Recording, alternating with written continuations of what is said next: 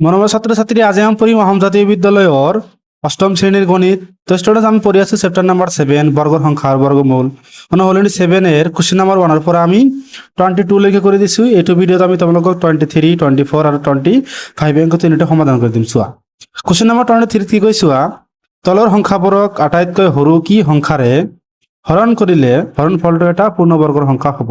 ইয়াত এইটো পূৰণ আছিল, আগৰটো কি আছিল পূৰণ, আমি পূৰণ কৰি দিছো। ইয়াত কি হৰণ কৈছে, আমি হৰণ কৰিম। চোৱা তো চয়েসটা কি, এক নম্বৰ কিমান দি আছে 405।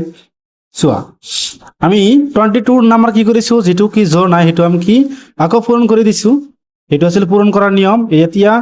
এতিয়া 23 নম্বৰ কোশ্চেনত কি কৈছে হৰণ কৰা, যেটোৰ কি জোৰ নাই সেইটোৰ আমি কি হৰণ কৰি দিম, আমাৰ পূৰ্ণবৰ্গৰ সংখ্যাটো ওলাই যাব। তো প্ৰথমতে আমি কি কৰিম, সলিউশন লিখি দিম। চোৱা উৎপাদক বিশ্লেষণত ভাঙি দিয়া, এটা আমি কি ডিভাইড কৰি পাৰো 5ৰে, যেহেতু এককৰ ঘৰৰ অংকটো কিমান আছে 5, কিমান হ'ব 5 8 যা 40, 5 1 যা 5। তাৰপিছত আমি 3ৰে ডিভাইড কৰি পাৰো, কিমান হ'ব 27। তাৰপিছত আমি 3ৰে ডিভাইড কৰি পাৰো, 3 9 গুণ 27। তাৰপিছত আমি 3ৰে ডিভাইড কৰি পাৰো, কিমান পাইছো 3 3 যা 9। তো চোৱা আমি 405 ইজ ইকুয়াল টু কিমান পাইছো 5 ইনটু 3 টু দি পাওয়ার 4। 3 কিমানটা আছে 4টা আছে, এই 5টোৰ কি জোৰ নাই, তেনেহ'লে এই 5ৰে এই সংখ্যাটোক ডিভাইড কৰিলে যেটো সংখ্যা ওলাব সেই সংখ্যাটো কিমান হ'ব, বৰ্গৰ সংখ্যা হ'ব। চোৱা 5ৰে আমি ডিভাইড কৰিছো, কিমান পাইছো 81। 81 এটা কি পূৰ্ণবৰ্গৰ সংখ্যা। পূৰ্ণবৰ্গৰ সংখ্যা মানে কি 81 এর বর্গমূল কিমান জানো আমি 9। বুজি পাইছা তোমালোকে নিশ্চয়। এতিয়া আমি কি কৰিম, লিখি দিম যেতিকে নিৰ্ণয় সংখ্যাটো কিমান হ'ব 5 হ'ব। বুজি পাইছা তোমালোকে নিশ্চয়। এই 5টোৰ কি নাই জোৰ নাই, 5ৰে যদি ইয়াক ডিভাইড কৰি দিয়ে কিমান হ'ব 81। 81 এটা বৰ্গৰ সংখ্যা। বুজি পাইছা তোমালোকে নিশ্চয়। এতিয়া 2 নম্বৰটো কৰি দিম। তাৰপিছত এটা 2 নম্বৰ আছিল, সলভ লিখি দিয়া, আমি সলভ কৰিম ভাঙি দিয়া 1008 2ৰে ডিভাইড কৰি পাৰো, কিমান হ'ব চোৱা 5 2 যা 10 0 4। তাৰপিছত 2ৰে ডিভাইড কৰি পাৰো, 50 ভিতৰত কিমান বাৰ ভাগ যাব 25 বাৰ। 4 ভিতৰত কিমান যাব 2 বাৰ যাব।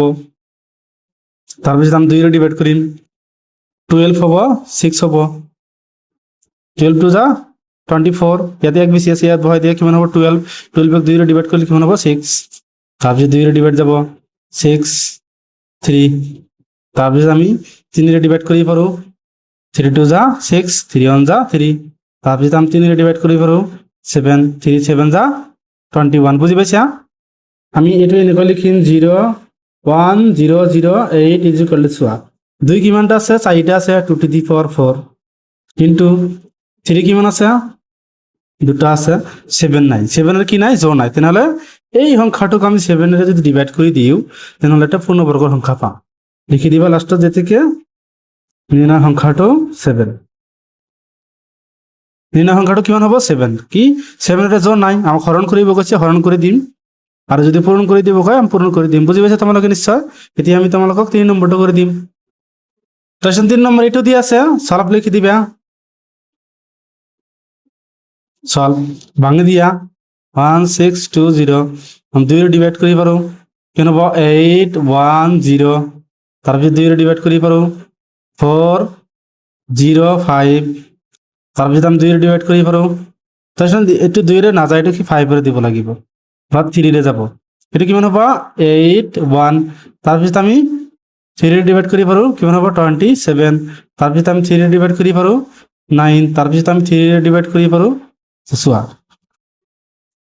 তো চোৱা দুটা 2 কিমান আছে 2টা জোৰ আছে, 3 কিমান আছে 4টা জোৰ আছে, এই 5টোৰ জোৰ নাই। তেনেহ'লে এই সংখ্যাটোক আমি 5ৰে ডিভাইড কৰিলে এটা পূৰ্ণবৰ্গৰ সংখ্যা পাম। বুজি পাইছা। লিখি দিবা 1620 is equal to 2 square into 3 to the power 4 into 5। এই 5ৰ জোৰ নাই, তেনেহ'লে এই সংখ্যাটোক আমি 5ৰে ডিভাইড কৰিম, পূৰ্ণবৰ্গৰ সংখ্যা পাম। লিখি দিবা যেতিকে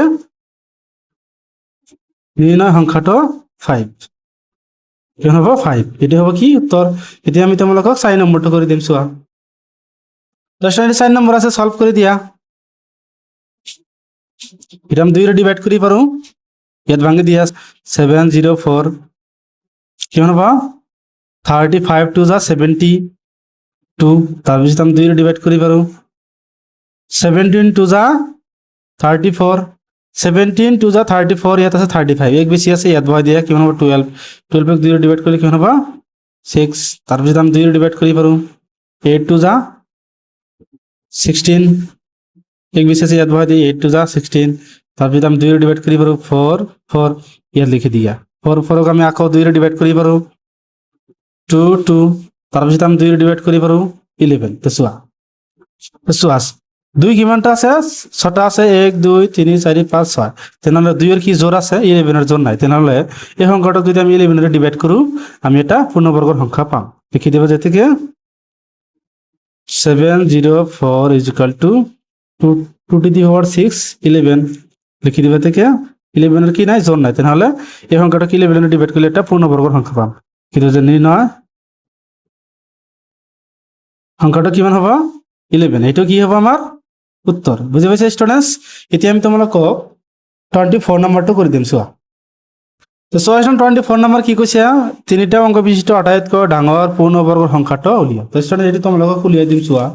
আমি কি লিখিম 24 নম্বৰ কিমান চোৱা 30 কে স্কয়াৰ কৰিলে কিমান হ'ব 900, 31 কে স্কয়াৰ কৰিলে কিমান হয় 961, কিমান হয় 31 কে স্কয়াৰ কৰিলে কিমান হ'ব 961, আৰু 32 কে স্কয়াৰ কৰিলে কিমান হ'ব চোৱা কিমান হ'ব 1024। তো আমাক কি ওলাব কৈছে তিনিটা অংক বিশিষ্ট সংখ্যা, তেনেহ'লে এইটো হ'ব কি তিনিটা অংক বিশিষ্ট সংখ্যা আটাইতকৈ পূৰ্ণবৰ্গৰ সংখ্যাটো কিমান হ'ব 961, এটি হ'ব কি আমাৰ উত্তৰ।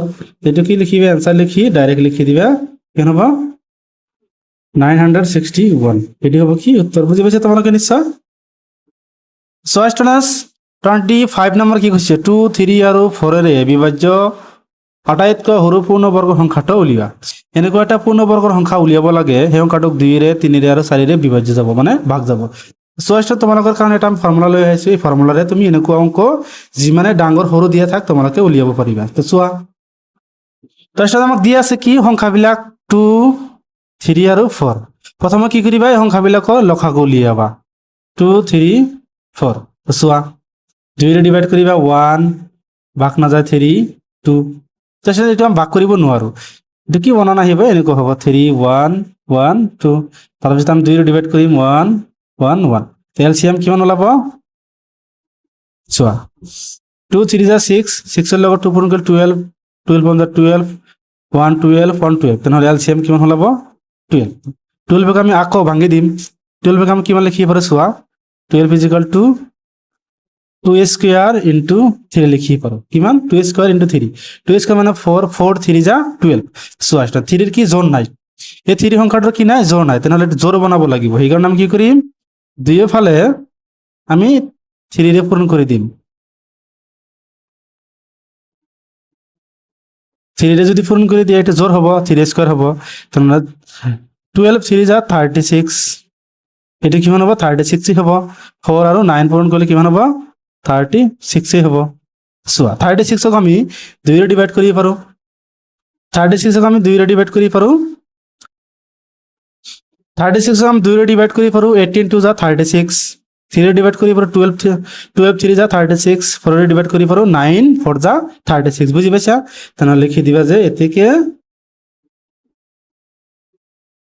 পূর্ণ বর্গর সংখ্যাটো কিমান 36, যাক আমি 2 আৰু 3 আৰু 4 ৰে আমি ডিভাইড কৰিব পাৰো, এইটো হ'ব কি আমাৰ উত্তৰ। তো স্টুডেন্টস এলাগে কৰিব লগা আছিল স্টুডেন্টস, যদি ভিডিওটো ভাল লাগে চ্যানেলটো সাবস্ক্ৰাইব কৰি দিবা আৰু তোমাৰ মতামত কমেন্ট কৰি জনাবা। প্ৰথমে লসাগুটো উলিয়াবা, লসাগু আকৌ ভাঙি দিবা, এনেকৈ ভাঙি দিব পাৰা 12 2 6 2 3, এইটো জোৰ আছে 3 জোৰ নাই, যেটো জোৰ নাই সেই সংখ্যাৰে এই সংখ্যাটোক পূৰণ দিবা, কিমান হ'ব যেটো ওলাব সেইটো কি হ'ব এই সংখ্যা 3টাৰ ভাগ যোৱা এটা পূৰ্ণবৰ্গৰ সংখ্যা। বুজি পাইছা? Thank you students.